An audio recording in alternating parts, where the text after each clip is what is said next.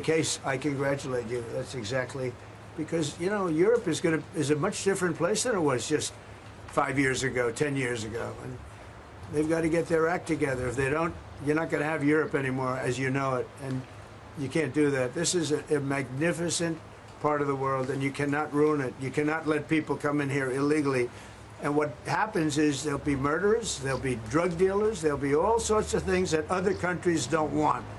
And they send them to you, and they send them to us, and you've got to stop them. And I hear that you've taken a very strong stand on immigration, and taking a strong stand on immigration is imperative. Mr. President, Prime Minister Netanyahu said there's no starvation in Gaza. Do you agree with that assessment? I don't know. I mean, based on television, I would say not particularly, because those children look very hungry. But we're giving a lot of money and a lot of food, and other nations are now stepping up.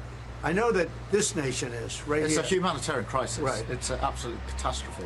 And nobody wants to see that. And I think people in Britain are revolted at seeing what they're seeing on their screens. So we've got to get to that ceasefire. And thank you, Mr. President, for leading on that, and also to just get more and more aid in. And again, America's done a lot on this. A lot of countries have done a lot. We're now working with Jordan on getting direct aid drops in, but this is a desperate situation. Mr. President, do you think Israel has done all it can do to avoid civilian casualties in Gaza? Well, I think nobody's done anything great over there. The whole place is a mess. It'll get straightened out, but it's a mess. They have to get food and meantime, food and safety right now. And ultimately, look, Hamas did a horrible thing, and they paid a big price, but Hamas did a horrible thing. But I always said, when you get down to the last 20 or 10, they're down to 20. We got a lot of hostages out, and you helped us, by the way. But we got a lot of hostages out over the last 6 months that I've been in. I've been in office for 6 months now.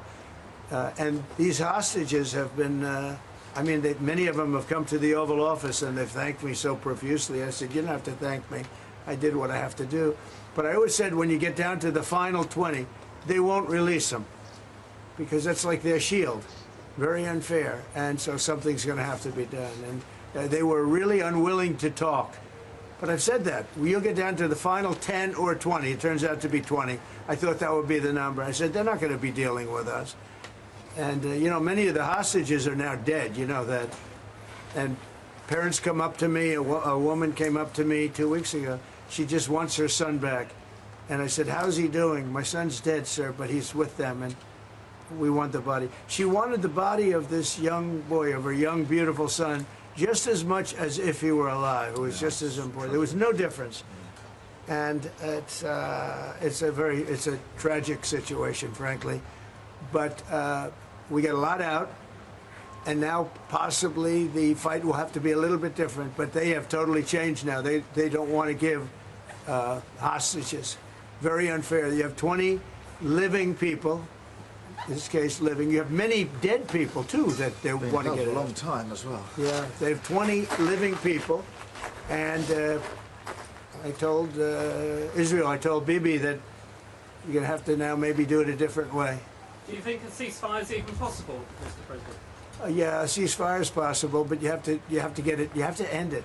You're talking about with Israel's. You're talking about there, because we have many ceasefires going on. The whole world is. If I weren't around, you'd have right now 6 major wars going on. India would be fighting with Pakistan. You see what we just did yesterday with 2 nations that we're trading with. And during the trade, I said, I'm not going to do any trade deal unless you guys settle your differences. And we got it settled in 24 hours. I mean, they just announced it was settled, which was a tremendous thing. But Serbia, Kosovo is another one. We have many hotspots that were at war. I think a very big one was India and Pakistan, because you're talking about 2 nuclear nations. That was a very big one. And we get help from the UK. The Prime Minister's helped. We have cases where we specifically need the help because somebody comes from here that you're aware of. And, you know, when you come from a country, you can do things. And I call up the Prime Minister, and all of a sudden, he's able to do things. True also with other presidents and prime ministers. But we've done it. Nobody's ever done what we've done. We have 6 different major if you take a look at Rwanda and the Congo, Republic of the Congo, they've been fighting for 31 years. 8 million people dead. It was going on. Nobody could go to that part of Africa. They were being killed. If to even walk there, you're being killed with machetes. And it was a violent situation. And I was able to, they liked Trump. They wanted to make a trade deal with Trump. They wanted us to take their rare earth. They want to give us their rare earth. And I got to know the leader of the Congo. I got to know both of them indirectly. And I called him. I said, let's end the war. I don't want anything until you end the war. And we ended the war. As you know, the foreign ministers came up 2 weeks ago, and the leaders are going to be coming very shortly to Washington, Rwanda and Congo. I mean, that's another one that we did. So we've done a lot. It's an honor to do it. It's not hard for me to do it. And I use, not in all cases, but I use a combination of knowing them a little bit, or in some cases knowing them a lot. I knew, you know, the leaders of Pakistan and India. I know them very well. And, you know, they're in the midst of a trade deal, and yet they're talking about nuclear weapons. I say, this is crazy. So I said, I'm not doing a trade deal with you guys. And they want the trade deal. They need it. I'm not doing a trade deal with you if you're going to have war. And that's a war that spreads to other countries. You'll get nuclear dust. We'll all get nuclear dust. When they start using nuclear weapons, that stuff blows all over the place, and really bad things happen. So maybe we're being a little selfish when we want to save wars, too. But we stopped a lot of wars, and it's a great honor to have done it. Thank you all very much.